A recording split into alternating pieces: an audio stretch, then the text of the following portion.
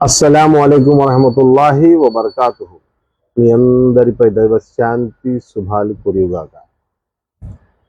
సోదర సోదరిమణులారా, ఈ భూమండలంపై మానవ మనుగడ ఆరంభం నుండి దైవం మానవుల మార్గదర్శకత్వం కోసం ఎన్నో ఉపదేశాలను గ్రంథాలను అవతరింపజేస్తూ వచ్చాడు.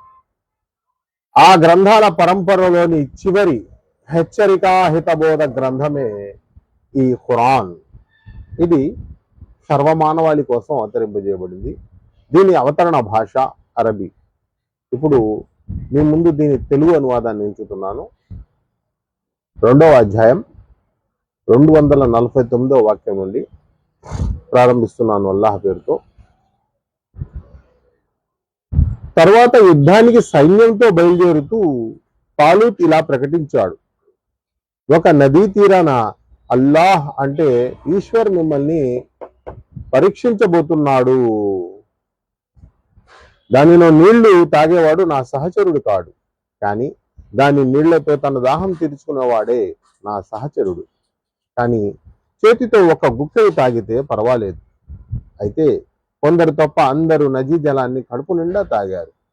తాలూత్ అతని ముస్లిం అంటే దైవ విధేయ సహచరులు ఆ నదిని దాటి ముందుకు పోయినప్పుడు వారు తాలూత్తో ఇలా అన్నారు: జాలూత్ను అతని సైన్యాలను ఎదుర్కొనే శక్తి ఈ రోజు మాలో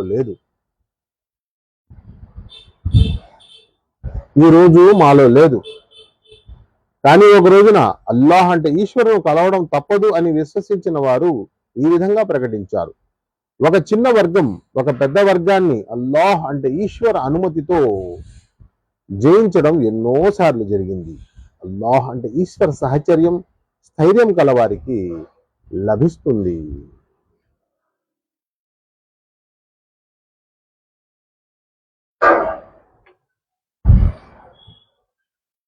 జాలూత్తో అతని సైన్యంతో పోరాడటానికి బయలుదేరుతూ వారు ఇలా ప్రార్థించారు: మా ప్రభు, మాకు ధైర్యస్థైర్యాలు ప్రసాదించు, మా కాళ్లకు నడకలను చేకూర్చు, అవిశ్వాస వర్గంపై మాకు విజయం అనుగ్రహించు. చివరకు అల్లాహ్ అంటే ఈశ్వర్ అనుజ్ఞతో వారు అవిశ్వాసులను ఓడించి పారద్రోరారు. దావూద్ జాలూత్ను సంహరించాడు. అల్లాహ్ అంటే ఈశ్వర్ అతనికి రాజ్యాధికారాన్ని బుద్ధి కౌశల్యాన్ని ప్రసాదించాడు. ఇంకా తాను కోరిన విషయ జ్ఞానాన్ని ఆయన అతనికి ప్రదానం చేశాడు. ఈ విధంగా ఈశ్వర్ మానవుల ఒక వర్గాన్ని మరొక వర్గం ద్వారా తొలగించకపోతే భూలోక వ్యవస్థ చిన్నాభిన్నమై ఉండేది. కానీ ప్రపంచ మానవులపై అల్లాహకు అంటే ఈశ్వర్కు ఎనలేని అనుగ్రహం కనుకనే ఈ విధంగా ఆయన అరాచకాన్ని సంక్షోభాన్ని రూపుమాపే ఏర్పాట్లు చేస్తూ ఉంటాడు. ఇవన్నీ అల్లాహ్ అంటే ఈశ్వర్ వాక్యాలు. వాటిని మేము యథాతథంగా నీకు వినిపిస్తున్నాము. ముహమ్మద్ సల్లల్లాహు అలైహి వసల్లం, నిశ్చయంగా నీవు సందేశహరులుగా పంపబడిన వాళ్ళలోని వాడవు. మానవులకు సత్య మార్గం చూపడానికి పంపబడిన ఈ ప్రవక్తలకు ఒకరిపై మరొకరికి ఉన్నత స్థానాలు ప్రసాదించాం. వారిలోని ఒకరితో అల్లాహ్ అంటే ఈశ్వర్ స్వయంగా మాట్లాడాడు, మరొకరికి వేరే విధంగా ఘనతనిచ్చి ఆదరించాడు. చివరకు మరియం కుమారుడైన ఈసా అంటే యేసుక్రీస్తుకు మేము స్పష్టమైన సూచనలు ప్రసాదించాం. పరిశుద్ధాత్మతో అతనిని ఆదుకున్నాము. అల్లాహ్ అంటే ఈశ్వర్ సంకల్పించి ఉన్నట్లయితే ప్రవక్తల తరువాత స్పష్టమైన గుర్తులు చూసిన ప్రజలు పరస్పరం కలహించుకునేవారు కాదు. కానీ ప్రజలను విభేదాలకు లోను కాకుండా బలవంతంగా ఆపడం అల్లాహ్ అంటే ఈశ్వర్ ఉద్దేశం కాదు. అందుకని వారు పరస్పరం విభేదాలకు లోనయ్యారు. కొందరు విశ్వసించారు, మరికొందరు అవిశ్వాస మార్గాన్ని అవలంబించారు. కానీ అల్లాహ్ అంటే ఈశ్వర్ కోరితే వారు పరస్పరం కలహించుకునేవారే కాదు. కానీ అల్లాహ్ అంటే ఈశ్వర్ తాను కోరింది చేస్తాడు. విశ్వసించిన ప్రజలారా, క్రయ విక్రయాలు కూడా జరగని, మైత్రి ఉపయోగపడని, సిఫారసు కూడా చెల్లని ఆ చివరి దినము రాకపూర్వమే మేము మీకు ప్రసాదించిన సిరి సంపదల నుండి మా మార్గంలో ఖర్చు పెట్టండి. వాస్తవంగా అవిశ్వాస మార్గం అవలంబించేవారే దుర్మార్గులు.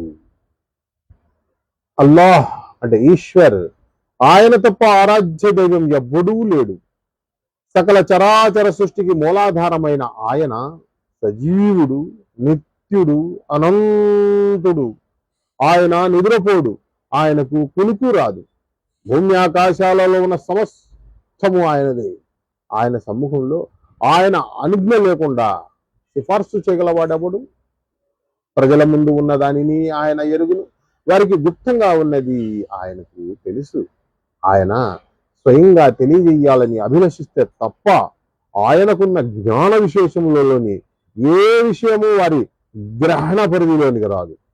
ఆయన రాజ్యాధికారం ఆకాశాలను భూమిని పరివేష్టించి ఉన్నది. వాటి సంరక్షణ ఆయనకు ఎంత మాత్రమూ అలసట కలిగించదు. ఆయన మాత్రమే సర్వాధికుడు, సర్వోత్తముడును. ధర్మం అంటే జీవన విధాన విషయంలో నిర్బంధం గాని బలాత్కారం గాని లేవు. సత్యవాక్కు అసత్యవాక్కుల నుండి ప్రస్ఫుటం చేయబడింది. ఇక నుండి తాగూత్ను తిరస్కరించి అల్లాహ్ అంటే ఈశ్వరుని విశ్వసించిన వాడే సుస్థిరమైన ఎన్నటికీ విడిపోని ఆశ్రయం పొందినట్లే. అతడు ఆశ్రయించిన అల్లాహ్ అంటే ఈశ్వర్ సర్వము వింటాడు, సమస్తము తెలిసిన వాడు. అల్లాహ్ అంటే ఈశ్వర్ విశ్వాసులకు సంరక్షకుడు, సహాయకుడును. ఆయన వారిని కటిక చీకట్ల నుండి వెలికి తీసి వెలుగు చూపిస్తాడు. తాగూద్ అంటే అసత్య మార్గం, అవిశ్వాస మార్గం అవలంబించే వారికి సంరక్షకులు, సహాయకులు. వీరు వారిని వెలుగు నుండి చీకటి వైపునకు లాక్కుపోతారు. వారు అగ్ని జ్వాలలకు గురి అయ్యేవారు. అక్కడ వారు శాశ్వతంగా ఉంటారు. ఇబ్రాహీము ప్రభు ఎవరు అనే విషయంపై అతనితో వివాదపడిన వ్యక్తి గురించి నీవు ఆలోచించలేదా?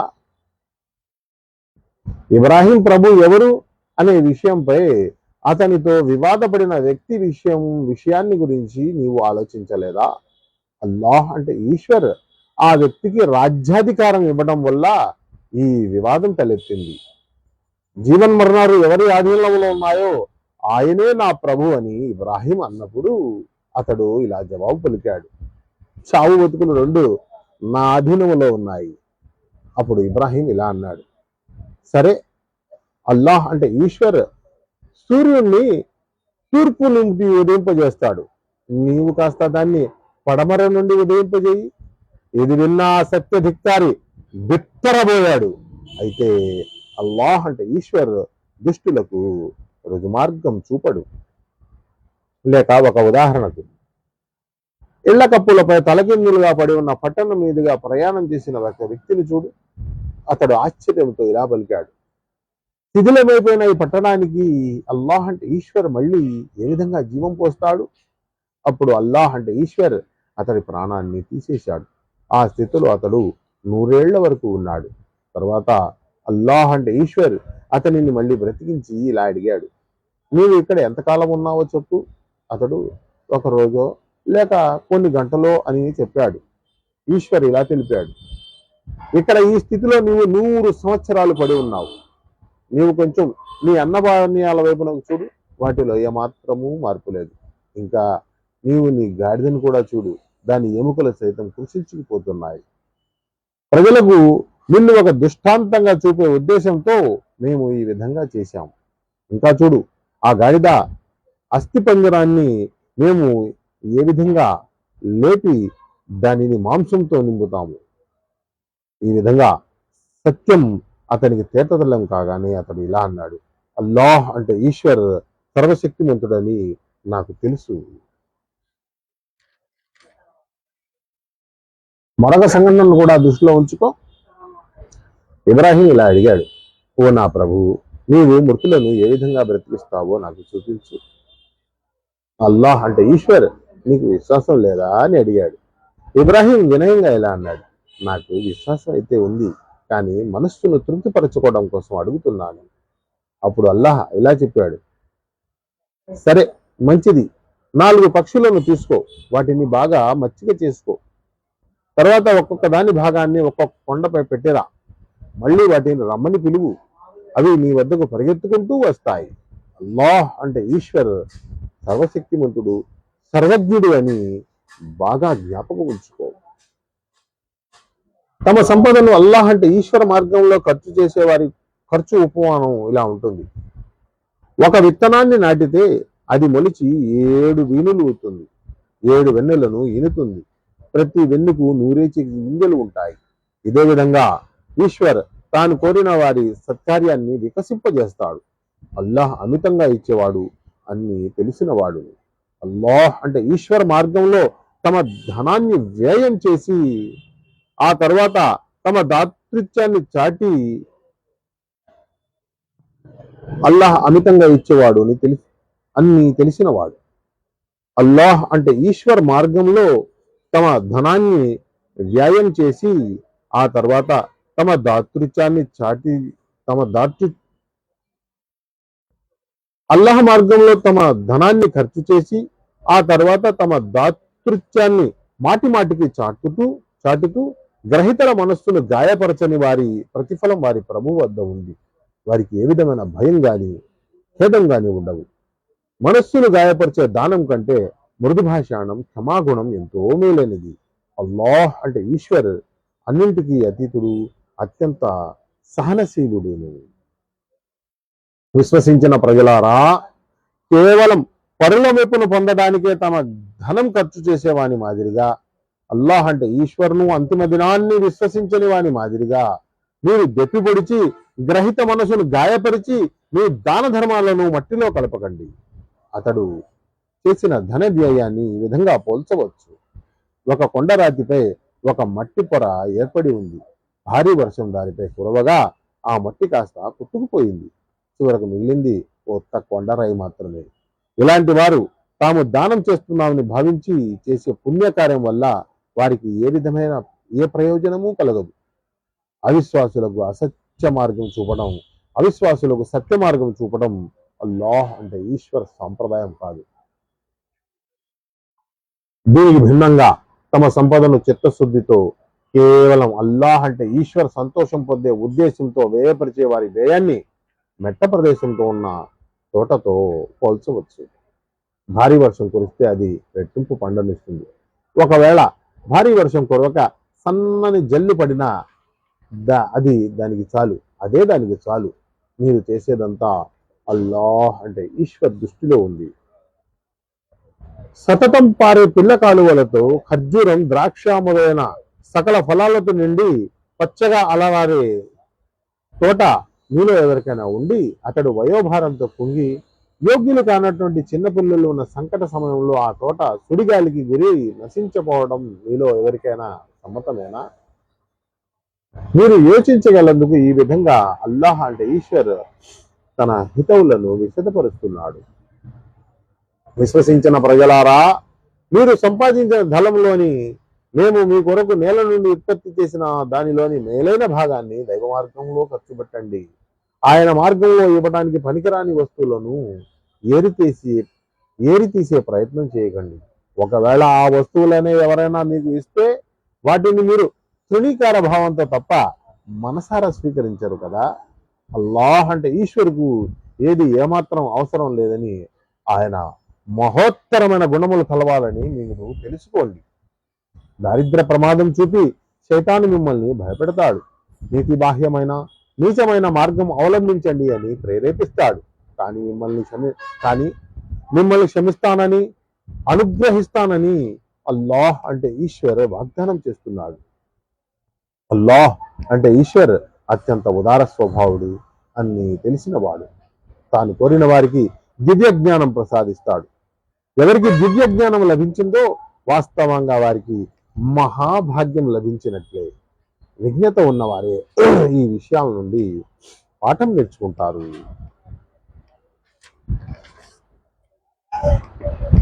మీరేమి ఖర్చు పెట్టినది, మీరు మొక్కుబడి చేసుకున్నది ఎంత అల్లాహ్ అంటే ఈశ్వరుకు తెలుసు. దుర్మార్గులకు సహాయం చేసే వారు ఎవ్వరూ లేరు. మీరు మీ దాన ధర్మాలను బహిరంగంగా చేసినా మంచిదే, కానీ రహస్యంగా మీరు పేదలకు దానం ఇవ్వటం మీకు ఎక్కువ మేలు చేస్తుంది. మీ దుష్కార్యాలు ఎన్నో దీనివల్ల సమసిపోతాయి. మీరు ఏమి చేసినా అది అల్లాహ్ అంటే ఈశ్వరుకు తెలుస్తుంది. ప్రవక్త, ప్రజలను సత్య మార్గంలో నడిపించే బాధ్యత మీపై లేదు. తాను కోరిన వారిని అల్లాహ్ అంటే ఈశ్వరే సత్య మార్గంలో నడుపుతాడు. మంచి మార్గంలో మీరు ఖర్చు చేసే ధనం మీకే మేలు చేకూరుస్తుంది. అసలు మేలు చేకూర్చేది అల్లాహ్ అంటే ఈశ్వర సంతోషం పొందడానికే కదా. కనుక మంచి మార్గంలో మీరు ఏమి ఖర్చు చేసినా దాని ప్రతిఫలం మీకు పూర్తిగా లభిస్తుంది. మీకు అన్యాయం ఏమాత్రము జరగదు. అల్లాహ్ అంటే ఈశ్వర్ కార్యంలో నిమగ్నమైన కారణంగా తమ జీవనోపాధి కోసం భూమిపై తిరిగే అవకాశం లేనందువల్ల లేమికి గురి అయిన వారు ప్రత్యక్షంగా ధన సహాయానికి అర్హులు. వారిని ఎరుగని మనిషి వారి ఆత్మాభిమానం చూసి వారి భాగ్యవంతులని భావిస్తాడు. వారి ముఖాలను చూసి మీరు వారి నిజస్థితిని గ్రహించగలరు. లోకుల వెంటబడి సహాయం చేయండి అని బర్తిమాలే మనుషులు కారు వారు. మీరు వారి సహాయార్థం ఏమి ఖర్చు చేసినా అది అల్లాహ్ అంటే ఈశ్వర్కు తెలియకుండా ఉండదు. తమ సంపదను రేయింబౌళ్ళు బహిరంగంగాను రహస్యంగాను ఖర్చు చేసేవారు తమ ప్రతిఫలాన్ని తమ ప్రభు వద్ద పొందుతారు. వారికి ఏ విధమైన భయం కానీ దుఃఖం కానీ కలిగే అవకాశం లేదు. కానీ వడ్డీ తినే వారి స్థితి సైతాను పట్టడం వల్ల ఉన్మాది అయిన వ్యక్తి స్థితి లాంటిది. ఈ స్థితికి వారు గురి కావడానికి కారణం వారు వ్యాపారం కూడా వడ్డీ లాంటిదే కదా అని అనడమే. వాస్తవానికి అల్లాహ్ అంటే ఈశ్వర్ వ్యాపారాన్ని ధర్మసమ్మతం హలాల్ చేశాడు, వడ్డీని నిషేధించాడు, హరాం చేశాడు. కనుక తన ప్రభు చేసిన ఈ హితోపదేశ అందే వ్యక్తి మున్ముందు వడ్డీ తినడం త్యజిస్తే అతను పూర్వం తిన్నదేదో తిన్నాడు. అతని వ్యవహారం చివరకు అల్లాహ్ అంటే ఈశ్వర్ వద్దకే పోతుంది. ఈ ఆదేశం తరువాత మళ్ళీ ఈ దుశ్చేష్టకు పాల్పడేవాడు నిశ్చయంగా నరకవాసి. అక్కడ అతడు శాశ్వతంగా ఉంటాడు. అల్లాహ్ అంటే ఈశ్వర్ వడ్డీని నశింపజేస్తాడు, దాన ధర్మాలను పెంచి అధికం చేస్తాడు. కృతజ్ఞుడు దుష్టుడు అయిన వ్యక్తిని అల్లాహ్ అంటే ఈశ్వర్ ప్రేమించడు. కానీ విశ్వసించి మంచి పనులు చేసేవారికి, నమాజును స్థాపించే వారికి, జకాతును ఇచ్చేవారికి తమ ప్రభు వద్ద తగిన ప్రతిఫలం లభిస్తుంది. వారికి భయం కానీ శోకం కానీ కలిగే అవకాశం లేదు. విశ్వసించిన ప్రజలారా, మీరు నిజంగా విశ్వాసులు అయితే అల్లాహ్ అంటే ఈశ్వర్కు భయపడండి. ఇంకా మీకు ప్రజల నుండి రావాల్సిన వడ్డీని విడిచిపెట్టండి. కానీ ఒకవేళ మీరు అలా చెయ్యకపోతే మీపై అల్లాహ్ అంటే ఈశ్వర్ తరఫు నుండి, ఆయన సందేశారుడి తరఫు నుండి యుద్ధ ప్రకటన ఉంది అనే విషయం తెలుసుకోండి. ఎప్పుడైనా మీరు పశ్చాత్తాపడితే వడ్డీని వదులుకుంటే అసలు సొమ్ము తీసుకోవడానికి హక్కుదారులు అవుతారు. మీరు అన్యాయం చేయకూడదు, మీకు అన్యాయం జరగకూడదు. మీ బాకీదారుడు ఆర్థిక ఇబ్బందుల్లో ఉంటే అతని పరిస్థితి మెరుగుపడే వరకు వారికి గడువు ఇవ్వండి. లేక మీరు తెలిసిన వారు అయితే ఆ బాకీని అతని దానం చేయండి. అది మీకు ఎక్కువ శ్రేయస్కరం. అల్లాహ్ అంటే ఈశ్వర్ వద్దకు మీరు మరలిపోయే రోజున జరిగే పరాభావం నుండి, జరిగే ఆపద నుండి రక్షించుకోండి. అక్కడ ప్రతి ఒక్కరికి అతడు చేసిన మంచి చెడ్డలకు పరిపూర్ణ ప్రతిఫలం లభిస్తుంది. ఎవరికి ఏమాత్రం అన్యాయం జరగదు. ఇప్పుడు వచ్చే వాక్యం ఖురాన్లో 6236 వాక్యాలు ఉన్నాయి, 114 అధ్యాయాల్లో. ఇది 2వ అధ్యాయంలో 282వ వాక్యం అనమాట. ఈ వాక్యమే ఖురాన్లో అతి పెద్ద వాక్యం అన్నమాట. విశ్వసించిన ప్రజలారా, మీరు పరస్పరం ఒక నిర్ణీత కాలం వరకు అప్పు తీసుకున్నప్పుడు ఆ వ్యవహారాన్ని వ్రాసి పదిలపరచండి. ఇరుపక్షాల మధ్య న్యాయంగా దస్తావేజు ఒక వ్యక్తి వ్రాయాలి. అల్లాహ్ అంటే ఈశ్వర్ ఎవరికైతే అక్షర జ్ఞానం ప్రసాదించాడో అతడు వ్రాయడానికి నిరాకరించకూడదు, అతడు వ్రాయాలి. బాధ్యత మోపబడిన వ్యక్తి అంటే అప్పు తీసుకునేవాడు చెప్పి వ్రాయించాడు. అతడు తన ప్రభు అయిన అల్లాహ్ అంటే ఈశ్వర్కు భయపడాలి. నిర్ణయమైన షరతులలో హెచ్చు తగ్గులు చెయ్యరాదు. కానీ రుణం తీసుకునే వ్యక్తి అమాయకుడు లేదా బలహీనుడు లేక చెప్పి వ్రాయించలేని అసమర్థుడు అయితే అతని సంరక్షకుడు న్యాయంగా చెప్పి వ్రాయించాలి.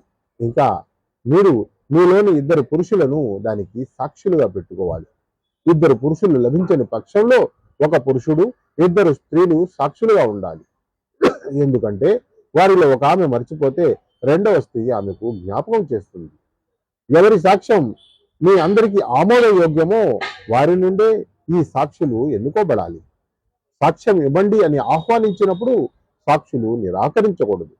వ్యవహారం చిన్నదైనా పెద్దదైనా దానిని గర్వ నిర్ణయంతో దస్తావేజు రూపంలో వ్రాయించడానికి అశ్రద్ధ చేయకూడదు. అల్లాహ్ అంటే ఈశ్వర్ దృష్టిలో ఈ పద్ధతి మీ కొరకు అత్యంత న్యాయసమ్మతమైనది. సులభంగా సాక్ష్య నిర్ణయం చేయటానికి ఇది తోడ్పడుతుంది. ఇంకా మీరు అనుమానాలకు, అపోహలకు గురి అయ్యే అవకాశం తక్కువగా ఉంటుంది. కానీ మీరు అప్పటికప్పుడు పరస్పరం చేసుకునే సాధారణ వ్యాపార సంబంధమైన లావాదేవీలు రాయకుండా ఉంటే అందులో అభ్యంతరం లేదు. కానీ వ్యాపార వ్యవహారాలు నిశ్చయించేటప్పుడు తప్పకుండా సాక్షులు పెట్టుకోండి. దస్తావేజు వ్రాసేవారిని, సాక్షులను పీడించరాదు. ఈ విధంగా చేస్తే అది పాపం అవుతుంది.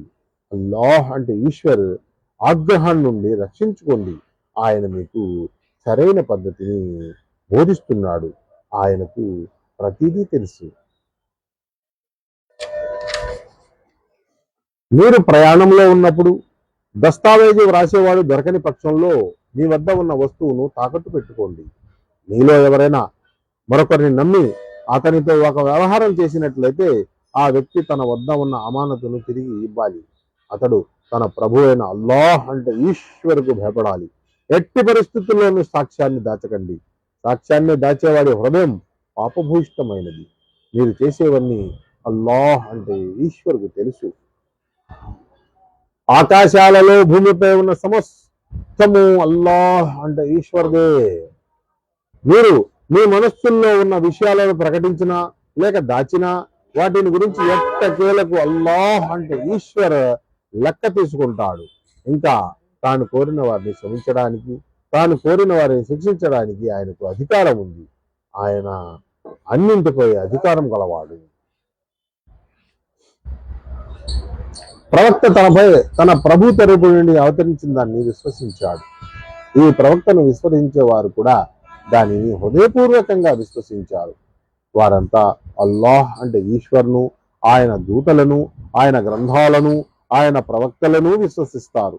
వారు ఇలా అంటారు, మేము అల్లాహ్ అంటే ఈశ్వర్ పంపిన ప్రవక్తలలోని ఏ ఒక్కరిని భేదభావం చూపము. మేము ఆదేశం విన్నాము, శిరసా వహించాము. స్వామి క్షమాభిక్ష పెట్టు అని మేము నిన్ను అర్థిస్తున్నాము. చివరకు మేమంతా నీ దశకే మరలి వస్తాము. ఏ ప్రాణిపైన అల్లాహ్ అంటే ఈశ్వర్ దాని శక్తి సామర్థ్యాలకు మించిన బరువు బాధ్యతలను మోపడు. తాను సంపాదించిన పుణ్యానికి సత్ఫలితాన్ని, తాను కూడబెట్టిన పాపానికి దుష్ఫలితాన్ని ప్రతి వ్యక్తి అనుభవిస్తాడు. విశ్వసించిన ప్రజలారా, మీరు ఈ విధంగా ప్రార్థిస్తూ ఉండండి, మా ప్రభు, పొరపాట్ల వల్ల జరిగే మా తప్పులను పట్టుకోకు. స్వామి, మాకు పూర్వం వారిపై మోపిన భారాన్ని మాపై పెట్టకు. ప్రభు, ఏ బరువు మోసే శక్తి మాలో లేదో దానిని మాపై పెట్టకు. మమ్మల్ని మన్నించు, మమ్మల్ని క్షమించు, మమ్మల్ని కరుణించు. నీవు మాకు రక్షకుడవు, అవిశ్వాసులకు వ్యతిరేకంగా మాకు సహాయకుడు. ఆమీన్. ఇక్కడతో 2వ అధ్యాయం ముగుస్తుంది. 286వ వాక్యం అయిపోయింది. ఇప్పుడు 3వ అధ్యాయం ఆలే ఇమ్రాన్. ఇందులో 200 వాక్యాలు ఉన్నాయి. ఇది మదీనా నగరంలో అవతరించింది. అల్లాహ్ పేరుతో ప్రారంభిస్తున్నాను. అలిఫ్ లామ్ మీమ్. అల్లాహ్ అంటే ఈశ్వర్, సజీవుడు, నిత్యుడు, విశ్వ వ్యవస్థకు ఆధారభూతుడు. వాస్తవానికి ఆయన తప్ప మరొక దేవుడు లేడు. ప్రవక్త, ఆయన ఈ గ్రంథాన్ని నీపై అవతరింపజేశాడు. అది సత్యాన్ని తీసుకుని వచ్చింది. మునుపు అవతరించిన గ్రంథాలను ధృవీకరిస్తుంది. దీనికి పూర్వం ఆయన మానవులకు రుజుమార్గం చూపడానికి తౌరాతు, ఇంజీలు గ్రంథాలను అవతరింపజేశాడు. తౌరాత్ అంటే మోసా వారికి, ఇంజీల్ అంటే యేసుక్రీస్తు వారికి ప్రదానం చేశాడు అనమాట. ఆ గ్రంథాలను అవతరింపజేశాడు. ఇంకా సత్యాసత్యాలను వేరు చూపే గీటురాయిని అవతరింపజేశాడు. ఇక నుండి అల్లాహ్ అంటే ఈశ్వర ఆజ్ఞలను ధిక్కరించే వారికి కఠిన శిక్ష పడటం నిశ్చయం. అల్లాహ్ అంటే ఈశ్వర్ మహత్తర శక్తి సంపన్నుడు, దుష్టత్వానికి తగిన ప్రతిఫలం ఇచ్చేవాడు. భూమి ఆకాశాలలోని ఏ వస్తువు ఈశ్వర్కు గోప్యంగా లేదు. మాతృగర్భాలలో మీ రూపాలను తన ఇష్టానుసారం తీర్చిదిద్దేది ఆయనే కదా. మహాశక్తిశాలి, మహావివేకి అయిన ఆయన తప్ప మరొక దేవుడు లేడు. ప్రవక్త, మీపై ఈ గ్రంథాన్ని అవతరింపజేసిన వాడు ఆ దేవుడే. ఈ గ్రంథంలో 2 రకాల వాక్యాలు ఉన్నాయి. మొదటివి మొహకమాత్ అంటే స్పష్టమైనవి, అవి గ్రంథానికి పునాదులు వంటివి. రెండవి ముతషాబిహాత్ అంటే అస్పష్టమైనవి, వక్రమనస్కులు కలతలను రేపేందుకు ఎల్లప్పుడూ ముతషాబిహాత్ వెంటబడి వాటి అర్థాలు తొడిగే ప్రయత్నం చేస్తారు. కానీ వాటి అసలు అర్థాన్ని ఈశ్వర్ తప్ప మరెవ్వరూ ఎరుగరు. దీనికి భిన్నంగా పరిపక్వ జ్ఞానం గలవారు ఇలా అంటారు: వాటిని మేము విశ్వసించాము, ఇవన్నీ మా ప్రభు తరపు నుండి వచ్చినవే. యథార్థం ఏమిటంటే ఏ విషయాన్ని నుండైనా విజ్ఞత గలవాలే గుణపాఠం నేర్చుకుంటారు. వారు అల్లాహ్ అంటే ఈశ్వర్ను ఇలా ప్రార్థిస్తారు: ప్రభు, నీవు మాకు సరైన మార్గాన్ని చూపావు, ఇక మా మనస్సులను వక్ర మార్గం వైపునకు మళ్లించుతూ నీ కారుణ్య నిధి నుండి మాకు కారుణ్యాన్ని ప్రసాదించు. నిజమైన దాతవు నీవే ప్రభు. నీవు నిశ్చయంగా మానవులందరినీ ఒకరోజు సమావేశపరుస్తావు. ఆ రోజు రావటం ఏమాత్రం సందేహం లేదు. నీవు ఎన్నటికీ ఆడిన మాటను తప్పేవాడవు కావు. అవిశ్వాస వైఖరిని అమలించిన వారి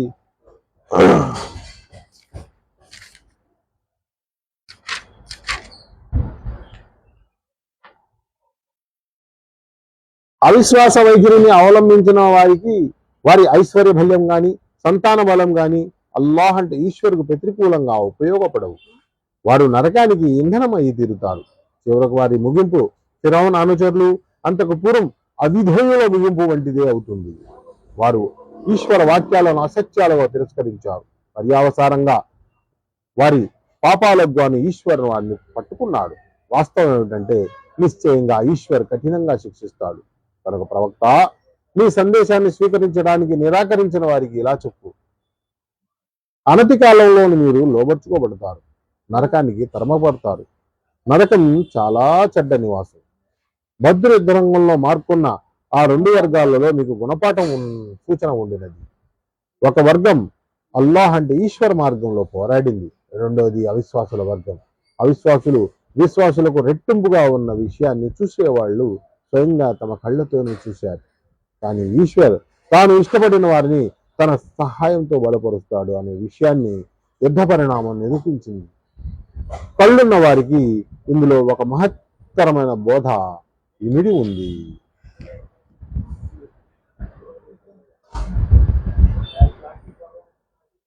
స్త్రీలు, సంతానము, వెండి బంగారు రాసులు, మేలు జాతి గుర్రాలు, పశువులు, సేద్యపు భూములు వంటి వ్యామోహాలపై ప్రేమ ఆకర్షకరంగా చేయబడింది.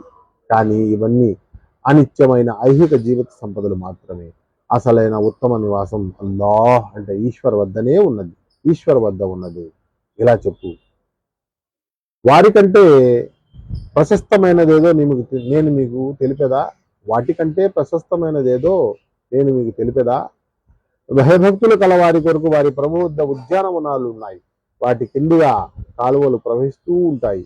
అక్కడ వారికి శాశ్వతమైన జీవితం లభిస్తుంది. పరిశుద్ధ చరిత్రలైన భార్యల సాంగత్యం లభిస్తుంది. అల్లాహ్ అంటే ఈశ్వర్ సమ్మతి లభిస్తుంది. ఈశ్వర్ తన దాసుల నడవడికను శ్రద్ధతో గమనిస్తున్నాడు. వారు ఈశ్వర్ను ఇలా వేడుకుంటారు: ప్రభు, మేము విశ్వసించాం, మా తప్పులను మన్నించు, మమ్మల్ని నరకజ్వాల నుండి కాపాడు. వారు సహనశీలు, సత్యసంధులు, విధేయులు, దానపరులు. క్షమించు అని రాత్రి చివరి గడియలలో అల్లాహ్ అంటే ఈశ్వర్ను వేడుకుంటారు.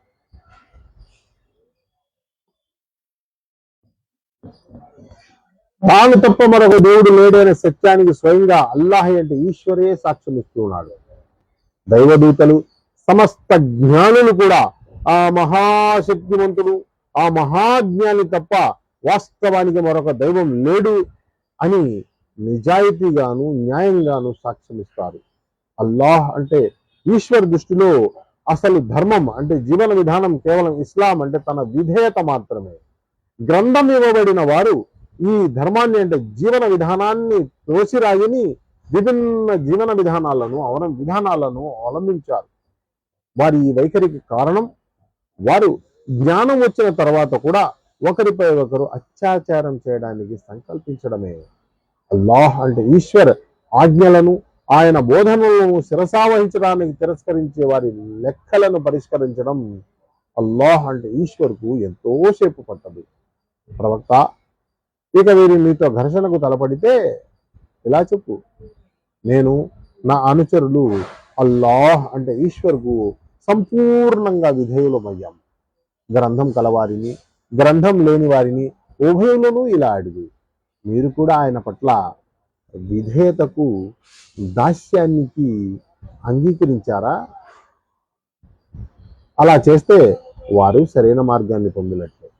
ఒకవేళ వారు దానికి విముఖులైతే నీ బాధ్యత కేవలం సందేశాన్ని అందజేయడమే. తర్వాత అల్లాహ్ అంటే ఈశ్వర్ తన దాసుల విషయాలను తానే స్వయంగా చూసుకుంటాడు. ఈశ్వర ఆదేశాలను బోధనలను శిరసావహించడానికి తిరస్కరించే వారికి, ఆయన ప్రవక్తలను అన్యాయంగా చంపే వారికి, సత్యాన్ని న్యాయాన్ని శాసించడానికి ప్రజలలో నుండి లేచే వారి ప్రాణాలకు వెంటపడే వారికి బాధాకరమైన శిక్షను గురించిన శుభవార్తను వినిపించు. వారి కర్మలు ఇహపరాల రెండిటిలోనూ వృధా అవుతాయి. వారికి సహాయపడేవాడెవడూ ఉండడు. గ్రంథ జ్ఞానంలోని కొంత భాగం ఇవ్వబడిన వారి పరిస్థితి ఎలా ఉందో నీవు గమనించలేదా? దైవ గ్రంథం వారి మధ్య తీర్పు చేయగలందుకు గాను వారిని దాని వైపునకు ఆహ్వానించినప్పుడు వారిలోని ఒక వర్గం వారు జరుగుంటారు. ఆ తీర్పు పట్ల వైముఖ్యం చూపుతారు. వారి నడతకు కారణం వారు మమ్మల్ని నరకాగ్ని అసలు ముట్టుకోదు, ఒకవేళ మాకు నరక శిక్ష పడినా అది కొన్ని రోజుల శిక్ష మాత్రమే అని చెప్పుకోవడం. స్వయం కల్పితమైన వారి నమ్మకాలే వారిని తమ ధర్మం విషయంలో అనేక ఆపోహలకు గురి చేశాయి. ఏ దినమైతే రావడం తథ్యమో ఆ దినాన మేము వారిని సమావేశపరిచినప్పుడు వారి గతి ఏమవుతుందో. ఆ రోజున ప్రతి మనిషికి తాను సంపాదించిన దానికి పూర్తి ప్రతిఫలం ఇవ్వడం జరుగుతుంది. వారికి అన్యాయం జరగదు.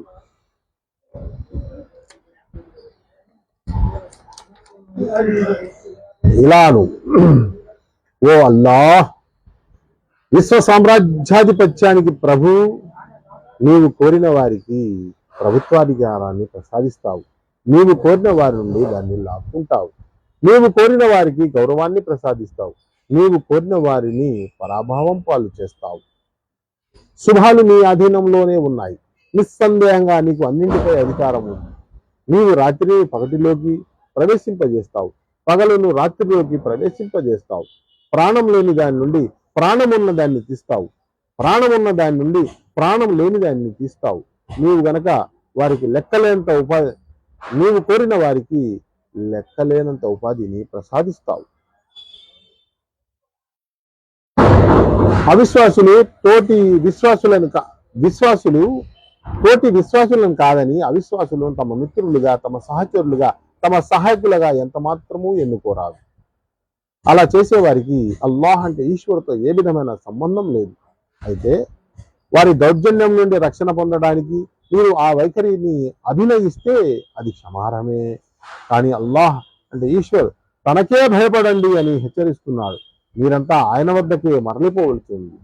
ప్రవక్త, ప్రజలను ఇలా హెచ్చరించు, మీ మనస్సులలో ఉన్నదంతా మీరు దానిని దాచినా లేక బహిర్గతం చేసినా అల్లాహ్కు తెలుసు. భూమి ఆకాశాలలో ఉన్నాయి, ఏది ఆయనకు తెలియకుండా లేదు.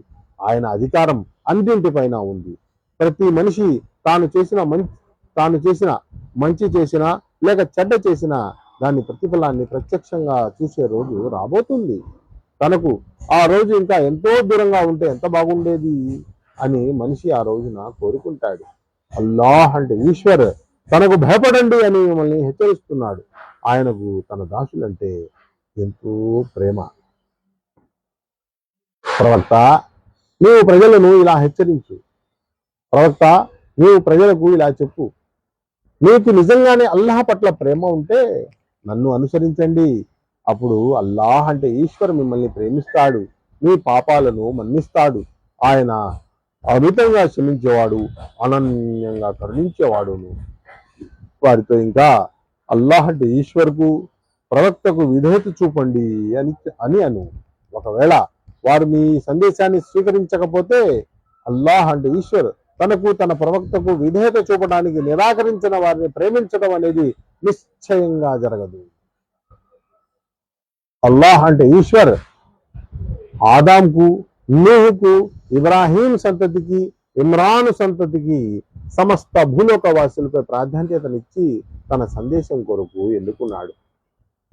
ఒకరి వంశం నుండి ఒకరు జన్మించిన వీరందరూ ఒకే పరంపరకు చెందినవారు. అల్లాహ్ అంటే ఈశ్వర్ అంతా వింటాడు, ఆయనకు అంతా తెలుసు. ఇమ్రాన్ స్త్రీ అల్లాహ్ అంటే ఈశ్వరును ఇలా ప్రార్థించినప్పుడు అల్లాహ్ అంటే ఈశ్వరు విన్నాడు. ప్రభు, నా గర్భంలో ఉన్న శిశువు నేను నీకు సమర్పించుకుంటున్నాను. అది నీ సేవకు అంకితం. నా ఈ కానుకను స్వీకరించు.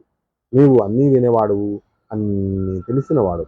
తర్వాత ఆమెకు ఆడ శిశువు జన్మించినప్పుడు ఆమె ఇలా విన్నపించుకుంది, ప్రభు, నాకు ఆడ శిశువు కలిగింది. ఆమెకు ఏ శిశువు పుట్టిందో అల్లాహ్ అంటే ఈశ్వరుకు బాగా తెలుసు. బాలుడు బాలిక వంటి వాడు కాడు. సరే, నేను దానికి మరియం అని పేరు పెట్టాను. శాపగ్రస్తుడైన శైతాన్ని బారి నుండి రక్షణ కొరకు నేను దానిని దాని సంతానాన్ని నీకు అప్పగిస్తున్నాను. చివరకు ఆమె ప్రభు ఆ బాలికను సంతోషంతో స్వీకరించి ఆమెను ఒక మంచి బాలికగా తీర్చిదిద్దాడు. ఇంకా జకరయ్యను ఆమెకు సంరక్షకుడిగా నియమించాడు. జకరయ్య ఆమెకు గదికి పోయినప్పుడల్లా ఆమె వద్ద ఆయన ఏవో కొన్ని భోజన పదార్థములు చూసేవాడు. ఆమెను ఇలా అడిగాడు, మరియం, ఇవి నీ వద్దకు ఎక్కడి నుంచి వచ్చాయి? ఆమె ఇలా జవాబు చెప్పేది, అల్లాహ్ అంటే ఈశ్వరు నుండి వచ్చాయి. ఈశ్వర్ తాను కోరిన వారికి లెక్కలేనంత ఉపయోగం ప్రసాదిస్తాడు.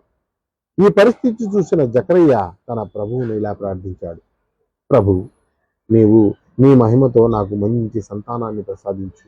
ప్రార్థనలను వినేవాడు నీవే. జకరయ్య తన గదిలో నిలబడి నమాజు చేస్తూ ఉన్నప్పుడు దైవదూతలు సమాధానంగా ఇలా పలికారు, అల్లాహ్ అంటే ఈశ్వర్ నీకు యెహయాను గురించిన శుభవార్త ఇస్తున్నాడు. అతను అల్లాహ్ అంటే ఈశ్వర్ ఆజ్ఞను ఒకదాన్ని ధ్రువపరిచేవాడిగా వస్తాడు. అతనిలో నాయకత్వపు దర్పము, పెద్దరికపు ఠీవి ఉంటాయి. గొప్ప మనోనిగ్రహం కలిగి ఉంటాడు. ప్రవక్తగా నియమించబడతాడు. సజ్జనులలో పరిగణించబడతాడు. జకరయ్య ఇలా అన్నాడు, ప్రభు, నేను ఆ ముసలివాణ్ణి, నా భార్యేమో గొడ్రాలు, నాకు కొడుకు ఎలా కలుగుతాడు? ఇలా సమాధానం వచ్చింది, అలానే జరుగుతుంది. అల్లాహ్ అంటే ఈశ్వర్ తాను కోరిన దాన్ని చేస్తాడు. అతను ఇలా మనవి చేసుకున్నాడు, స్వామి, నా కొరకేదైనా సూచనను నిర్ణయించు. అల్లాహ్ అంటే ఈశ్వర్ ఇలా అన్నాడు, సూచన ఏమిటంటే నీవు 3 రోజుల వరకు సైకిల్ తప్ప ప్రజలతో మాట్లాడలేవు. అప్పుడు నీవు నీ ప్రభువును ఎక్కువగా స్మరించు. ఉదయం సాయంత్రం ఆమెన పవిత్రతను కొనియాడు. తర్వాత ఒకప్పుడు దైవదూతలు వచ్చి మరియంతో ఇలా అన్నారు, మరియం, అల్లాహ్ అంటే ఈశ్వర్ నిన్ను ఎన్నుకున్నాడు, నీకు పరిశుద్ధతను ప్రసాదించాడు. ప్రపంచ మహిళలందరిపై నీకు ప్రాధాన్యతనిచ్చి నిన్ను తన సేవకై ఎన్నుకున్నాడు. మరియం, నీవు నీ ప్రభువునకు విధేయురాలుగా ఉండు. ఆయన సాన్నిధ్యంలో సజ్దా చేయని సాష్టాంగపడు. రుకు చేసే దాసుల్లో నీవు కూడా రుకు చెయ్యి, అంటే వినమ్రతతో వంగు. ప్రవక్త, ఇవన్నీ అగోచర విషయాలకు సంబంధించిన వార్తలు. వాటిని మేము నీకు వాణి ద్వారా తెలుపుతున్నాము. లేకపోతే మరియం సంరక్షకులు ఎవరు అవ్వాలి అనే విషయం నిర్ణయం కొరకు ఆలయ సేవకులు తమ తమ కలములను విసిరినప్పుడు నీవు అక్కడ లేవు కదా. ఇంకా వారి మధ్య వివాదం చెలరేగినప్పుడు కూడా నీవు అక్కడ లేవు. దైవదూతలు ఇలా అన్నారు, మరియం, అల్లాహ్ అంటే ఈశ్వర్ తన ఒక ఆజ్ఞకు సంబంధించిన శుభవార్తను నీకు పంపుతున్నాడు. అతని పేరు ఈసా మసీహ్ అంటే యేసుక్రీస్తు. అతను మరియం కుమారుడు. అతను ఇహపరలోకాలలో గౌరవనీయుడవుతాడు. అల్లాహ్ అంటే ఈశ్వర్ సామ్యత్యం పొందిన దాసులలోని వాడిగా పరిగణించబడతాడు. ఉయ్యాలలో ఉన్నప్పుడు పెరిగి పెద్దవాడైనప్పుడు ప్రజలతో సంభాషిస్తాడు. ఇంకా అతను ఒక సత్పురుషుడు అవుతాడు. ఇది విన్న మరియం ఇలా అన్నారు, ప్రభు, నాకు శిశువు ఎలా జన్మిస్తుంది? నన్ను ఏ పురుషుడు తాకనేనా లేదే? సమాధానం లభించింది. అలానే జరుగుతుంది. అల్లాహ్ అంటే ఈశ్వర్ తాను కోరిన దాన్ని సృష్టిస్తాడు. ఆయన ఒక పనిని చేయాలని నిర్ణయించుకున్నప్పుడు దాన్ని కేవలం అయిపో అంటాడు, అంతే అది అయిపోతుంది. దైవదూతలు ఇంకా ఇలా అన్నారు, అల్లాహ్ అంటే ఈశ్వర్ అతనికి గ్రంథాన్ని, దివ్య జ్ఞానాన్ని బోధిస్తాడు. తౌరాతు, ఇంజీల గ్రంథాల జ్ఞానాన్ని నేర్పుతాడు.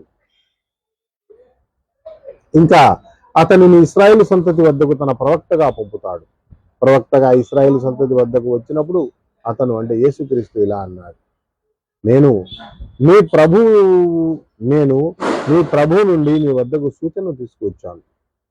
మీ ముందే నేను మట్టితో పక్షి ఆకారం గల ఒక బొమ్మను తయారు చేసి దానిలో శ్వాస ఊదుతాను. అది అల్లాహ్ అంటే ఈశ్వర్ ఆజ్ఞతో పక్షి అవుతుంది. నేను అల్లాహ్ అంటే ఈశ్వర్ ఆజ్ఞతో పుట్టుగుడ్డిని, కుష్టు రోగిని బాగు చేస్తాను. ఆయన అనుజ్ఞతో మృతులను బ్రతికిస్తాను. ఇంకా మీరు ఏమేమి తింటారో, మీ గృహాలలో ఏమేమి నిల్వ చేసి ఉంచుతారో కూడా మీకు తెలుపుతాను. మీరు విశ్వసించే వారి అయితే వాస్తవంగా ఇందులో మీకు గొప్ప సూచన ఉంది. ప్రస్తుతం నా కాలంలో ఉన్న తౌరాతు గ్రంథోపదేశాలను ధృవపరచడానికి నేను వచ్చాను. ఇంకా పూర్వం మీకు నిషేధించబడిన హరాం అంటే నిషేధించబడిన కొన్ని వస్తువులను ధర్మసమ్మతం అంటే హలాల్ చేయడానికి కూడా వచ్చాను. చూడండి, నేను మీ ప్రభు తరఫు నుండి మీ వద్దకు సూచనను తీసుకొచ్చాను. కనుక అల్లాహ్ అంటే ఈశ్వర్కు భయపడండి, నన్ను అనుసరించండి. అల్లాహ్ అంటే ఈశ్వర్ నాకు ప్రభువే, మీకు ప్రభువే. కనుక మీరు ఆయన దాస్యాన్నే చేయండి. ఇదే రుజుమార్గం. ఇశ్రాయేలు వంశస్థుల అవిశ్వాసాన్ని, తిరస్కారాన్ని పసిగట్టినప్పుడు ఈసా అంటే యేసుక్రీస్తు ఇలా అన్నాడు, అల్లాహ్ అంటే ఈశ్వర మార్గంలో నాకు సహాయకులుగా ఎవరు ఉంటారు? అప్పుడు హవారీలు ఇలా జవాబు పలికారు, మేము అల్లాహ్ అంటే ఈశ్వర్కు సహాయకులం, మేము అల్లాహ్ అంటే ఈశ్వర్ను విశ్వసించాము, మేము ముస్లిములము అంటే అల్లాహ్ అంటే ఈశ్వర్కు విధేయులము అనే విషయానికి మీరు సాక్షులుగా ఉండండి.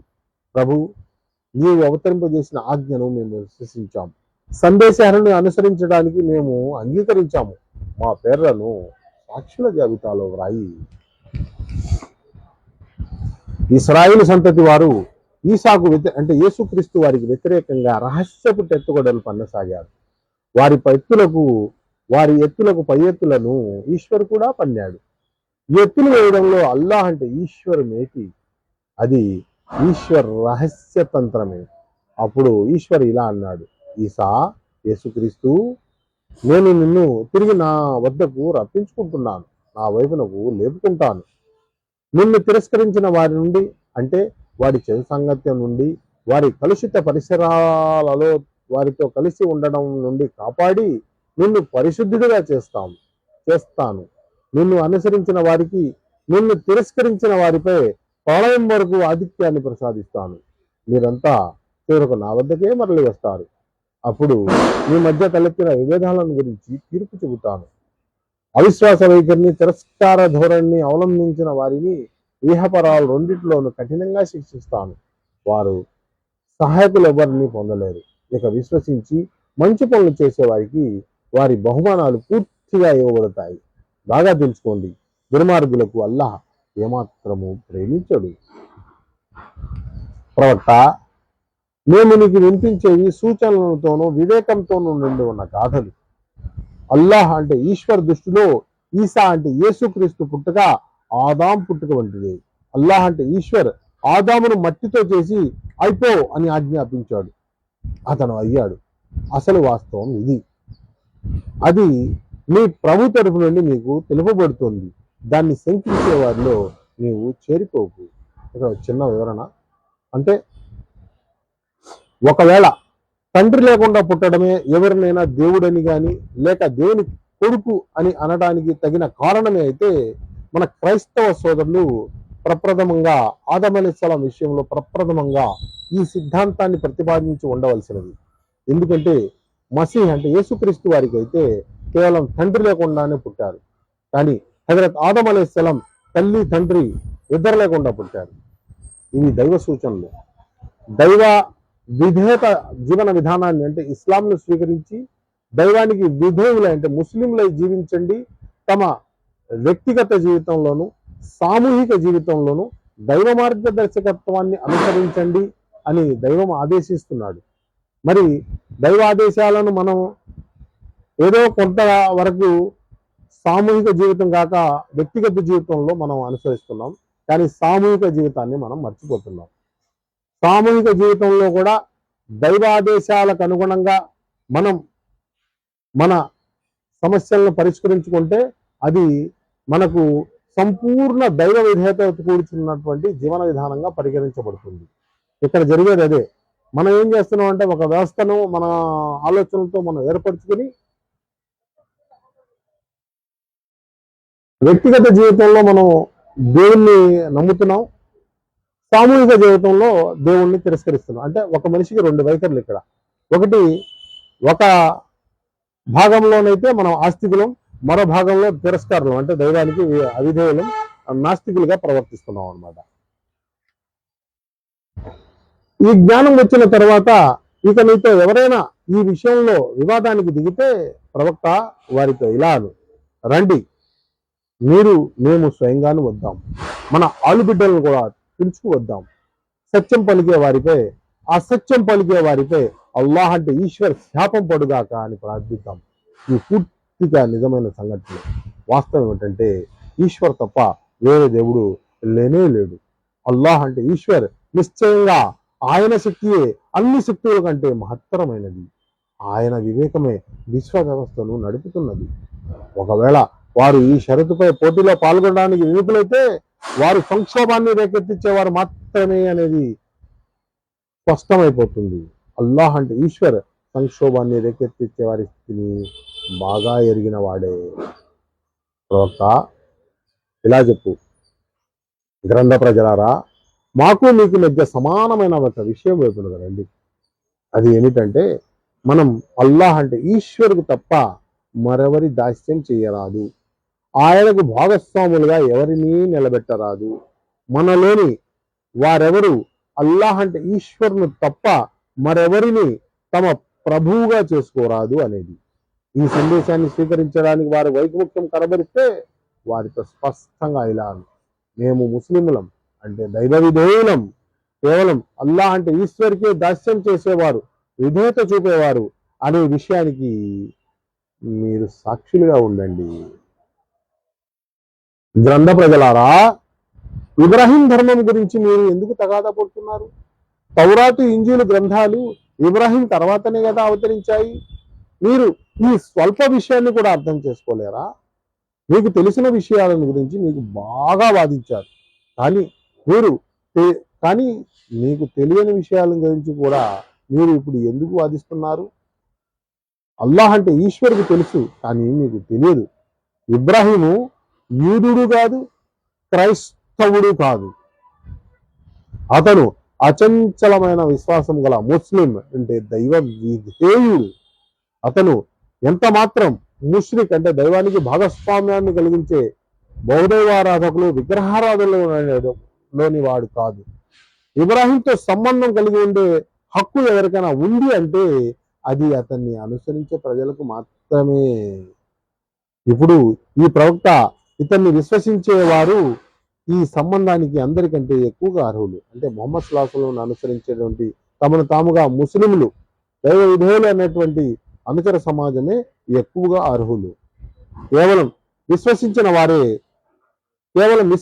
వారికి అల్లాహ్ అంటే ఈశ్వర్ అండదండలు లభిస్తాయి. విశ్వసించిన ప్రజలారా, గ్రంథ ప్రజలలోని ఒక వర్గం ఏదో ఒక విధంగా మిమ్మల్ని రుజుమార్గం నుండి తొలగించాలని కోరుతున్నది. వాస్తవానికి వారు తమను తాపు తప్ప మరెవరిని అపమార్గం పట్టించడం లేదు, కానీ వారు దాన్ని గ్రహించడం లేదు. గ్రంథ ప్రజలారా, అల్లాహ్ అంటే ఈశ్వర్ సూచనలను మీరు ఎందుకు తిరస్కరిస్తున్నారు? స్వయంగా మీరే వాటిని చూస్తూ ఉన్నప్పటికీ. గ్రంథ ప్రజలారా, మీరు సత్యానికి అసత్యపు రంగు పులిగి దానిని ఎందుకు అనుమానాస్పదం చేస్తున్నారు? బుద్ధిపూర్వకంగా సత్యాన్ని ఎందుకు దాస్తున్నారు? గ్రంథ ప్రజలలోని ఒక వర్గం ఇలా అంటుంది, ఈ ప్రవక్తను విశ్వసించిన వారిపై అవతరింపజేసిన దాన్ని ఉదయం విశ్వసించండి, సాయంత్రం తిరస్కరించండి. బహుశా ఈ ఉపాయం వల్ల వారు తమ విశ్వాసం నుండి వెనక్కి మరలవచ్చు. ఇంకా వారు మన మతం కాని వాళ్ళని తప్ప మరెవరిని నమ్మకండి అని పరస్పరం చెప్పుకుంటారు. ప్రవక్త వారితో ఇలా అను, వాస్తవానికి మార్గదర్శకత్వం అంటే అల్లాహ్ అంటే ఈశ్వర్ యొక్క మార్గదర్శకత్వమే. మీకు ఒకప్పుడు ఇవ్వబడిన దానిని ఆయన మరొకరికి ఇవ్వడం అనేది, లేదా మీ ప్రభు సమక్షంలో మీకు వ్యతిరేకంగా నివేదించడానికి ఇతరులకు బలమైన వాదాన్ని ఇవ్వటం అనేది కేవలం ఆయన అనుగ్రహమే. ప్రవక్త వారితో ఇలా అను, అనుగ్రహము, గౌరవము అనేది అల్లాహ్ అంటే ఈశ్వర్ అధీనంలోనే ఉన్నాయి. ఆయన తాను కోరిన వారికి వాటిని ప్రసాదిస్తాడు. అల్లాహ్ అంటే ఈశ్వర్ విశాల దృష్టి గలవాడు, అంతా తెలిసినవాడు. తాను కోరిన వారిని తన కారుణ్యం కొరకు ప్రత్యేకించుకుంటాడు. అల్లాహ్ అంటే ఈశ్వర్ అనుగ్రహం మహత్తరమైనది.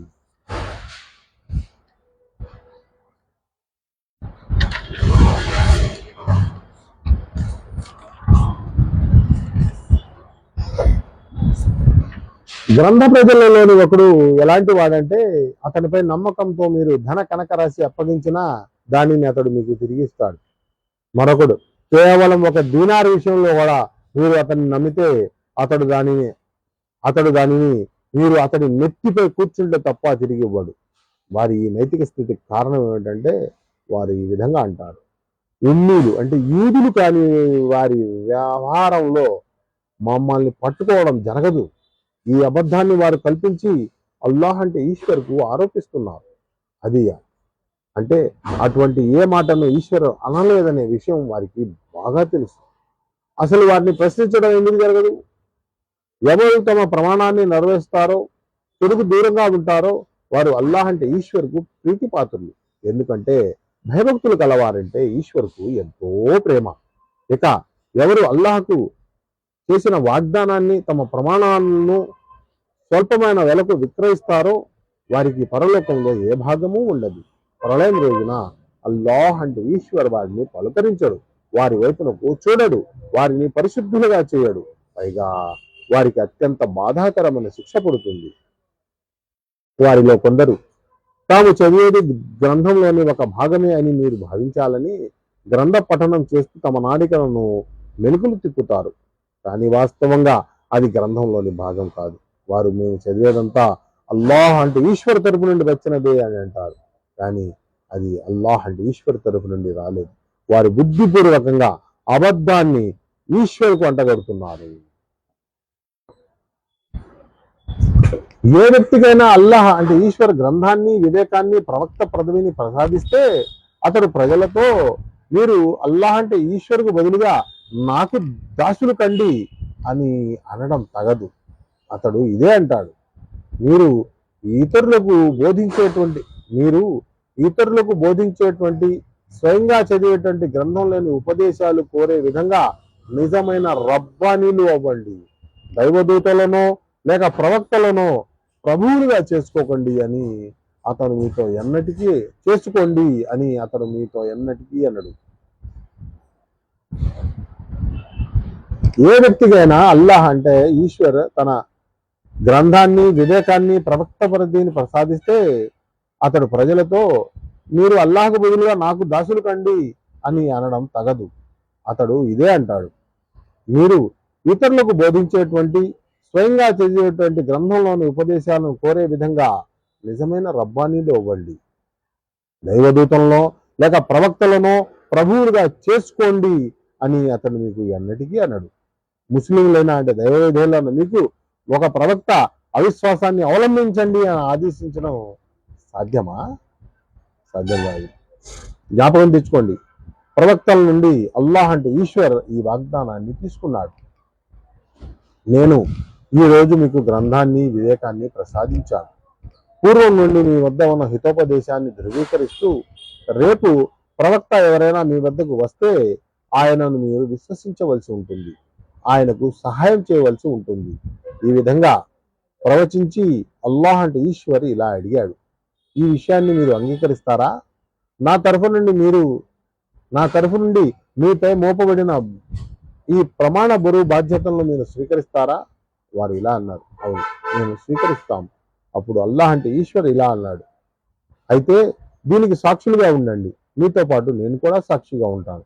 ఇకపై ఎవరు తమ వాగ్దానం నుండి మరలుతారో వారే హద్దులు మీరిన వారు.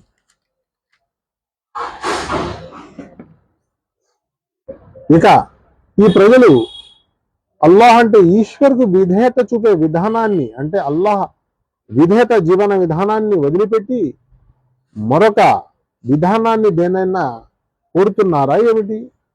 వాస్తవంగా భూమి ఆకాశాలలో ఉన్న సకల వస్తువులు ఇష్టం ఉన్నా ఇష్టం లేకపోయినా అల్లాహ్ అంటే ఈశ్వరు విధేయతకు కట్టుబడి ముస్లింలై అంటే విధేయులై ఉన్నాయి. ఆయన వైపునకే అంతా మరలిపోవలసి ఉంది. ప్రవక్త ఇలా మేము అల్లాహ్ అంటే ఈశ్వరును విశ్వసిస్తాం, మాపై అవతరింపజేయబడిన హితోపదేశాన్ని విశ్వసిస్తాం, ఇంకా ఇబ్రాహీం, ఇస్మాయిల్, ఇస్హాక్, యాకూబ్ మరియు యాకూబ్ సంతానంపై అవతరింపజేసిన దాన్ని కూడా విశ్వసిస్తాం, ఇంకా మూసా, ఈసా అంటే యేసుక్రీస్తు, ఇతర ప్రవక్తలకు వారి ప్రభు తరపు నుండి ఇవ్వబడిన ఉపదేశాలను కూడా విశ్వసిస్తాం. మేము వారి మధ్య విచక్షణ చెయ్యము. మేము అల్లాహ్ అంటే ఈశ్వరుకు విధేయతకు కట్టుబడి ముస్లిములుగా ఉన్నాము. ఎవడైనా ఈ విధేయత అంటే జీవన విధానాన్ని అంటే ఇస్లాంను కాక మరొక మార్గాన్ని అవలంబిస్తే ఆ మార్గం ఏమాత్రం ఆమోదించబడడు. అతడు పరలోకంలో విఫలుడవుతాడు, నష్టపోతాడు. విశ్వాసం వరం పొందిన తర్వాత మళ్ళీ అవిశ్వాసాన్ని అవలంబించే ప్రజలకు అల్లాహ్ అంటే ఈశ్వర్ సన్మార్గం చూపుతాడనేది ఎలా జరుగుతుంది? వాస్తవానికి ఈయన ప్రవక్త అనే విషయం సత్యం అని వారే స్వయంగా సాక్ష్యం ఇస్తారు. ఇంకా వారి వద్దకు స్పష్టమైన సూచనలు కూడా వచ్చాయి. ఈశ్వర్ దుర్మార్గులకు సన్మార్గం చూపడు. వారి దుర్మార్గానికి తగిన ప్రతిఫలం వారిని అల్లాహ్ అంటే ఈశ్వర్, దైవదూతలు, సర్వమానవులు శపించడమే. ఇదే స్థితిలో వారు సదా ఉంటారు. వారి శిక్ష తగ్గదు, వారికి వ్యవధి ఇవ్వబడదు. కానీ ఎవరు తర్వాత పశ్చాత్తాపడతారో, తమ నడవడికను సరిదిద్దుకుంటారో వారు రక్షించబడతారు. అల్లాహ్ అంటే ఈశ్వర్ క్షమించేవాడు, కనికరించేవాడు. అయితే విశ్వసించిన తర్వాత ఎవరు అవిశ్వాస వైఖరిని అవలంబిస్తారో, ఇంకా తమ అవిశ్వాసంలోనే ముందుకు పోతారో వారి పశ్చాత్తాపం ఏమాత్రం అంగీకరించబడింది. ఇటువంటి వారు పక్కా మార్గభ్రష్టులు. ఎవరు అవిశ్వాసం అవలంబించి అవిశ్వాస స్థితిలోనే అసూలు బాశారో వారిలో ఎవరైనా తాము శిక్ష నుండి కాపాడుకోవడానికి భూమినంతా బంగారం నుండి పరిహారంగా ఇచ్చినా స్వీకరించబడదు అనే విషయం నిశ్చయం. ఇలాంటి వారి కొరకు బాధాకరమైన శిక్ష సిద్ధంగా ఉంది. ఇంకా వారికి సహాయం చేసేవారెవరూ ఉండదు. సోదరులారా, ఒక్క విషయం ఇక్కడ మళ్ళీ చదువుదాం. ఇక ఈ ప్రజలు అల్లాహ్ అంటే ఈశ్వర్కు విధేయత చూపే జీవన విధానాన్ని వదిలిపెట్టి మరొక జీవన విధానాన్ని దేన్నైనా కోరుతున్నారా ఏమిటి? వాస్తవంగా భూమి ఆకాశాలలో ఉన్న సకల వస్తువులు ఇష్టం ఉన్నా ఇష్టం లేకపోయినా అల్లాహ్ అంటే ఈశ్వర విధేయతకు కట్టుబడి ముస్లింలై అంటే విధేయులై ఉన్నాయి. ఆయన వైపునకి అంతా మరలిపోవలసి ఉంది. ప్రవక్త ఇలాను మేము అల్లాహ్ అంటే ఈశ్వర్ను విశ్వసిస్తాం, మాపై అవతరింపజేసబడిన హితోపదేశాన్ని విశ్వసించాము, ఇంకా ఇబ్రాహీం, ఇస్మాయిల్, ఇస్హాక్, యాకూబ్ మరియు యాకూబ్ సంతానంపై అవతరింపజేసిన దాన్ని కూడా విశ్వసిస్తాం, ఇంకా మూసా, ఈసా అంటే యేసుక్రీస్తు, ఇతర ప్రవక్తలకు వారి ప్రభు తరపు నుండి ఇవ్వబడిన ఉపదేశాలను కూడా విశ్వసిస్తాం. మేము వారి మధ్య విచక్షణ చెయ్యము. మేము అల్లాహ్ అంటే ఈశ్వర విధేయతకు కట్టుబడి ముస్లిములుగా అంటే దైవ విధేయులుగా ఉన్నాము. ఎవడైతే ఈ విధేయత జీవన విధానాన్ని అంటే ఇస్లాంను కాక మరొక విధానాన్ని అవలంబిస్తే ఆ మార్గం ఎంత మాత్రమూ ఆమోదించబడదు. అతడు పరలోకంలో విఫలుడవుతాడు, నష్టపోతాడు. సోదరులారా, మానవ జీవితంలో ప్రస్తుతం 2 భాగాలుగా విభజించి మానవుడు తన జీవన విధానాన్ని కొనసాగిస్తున్నాడు. ఒకటి వ్యక్తిగతం, రెండవది సామూహికం. అయితే వ్యక్తుల సమూహం అనేది సమాజం. ఆ సమాజంలో కొన్ని నియమ నిబంధనలు ఏర్పరచుకుంటారు. ఆ నియమ నిబంధనలలో ఏర్పరచడానికి వ్యవస్థీకృతమైనటువంటి సమాజాన్నే రాజ్యము అంటారు. ఆ రాజ్యంలో ఆ నియమ నిబంధనలను అతిక్రమించిన వారిని శిక్షించడానికి అధికారం ఇవ్వబడిన వ్యక్తి లేదా వ్యక్తుల సమూహాన్నే ప్రభుత్వం అంటాం. మరి మనిషి జీవించడానికి ఏ జీవన విధానం అయితే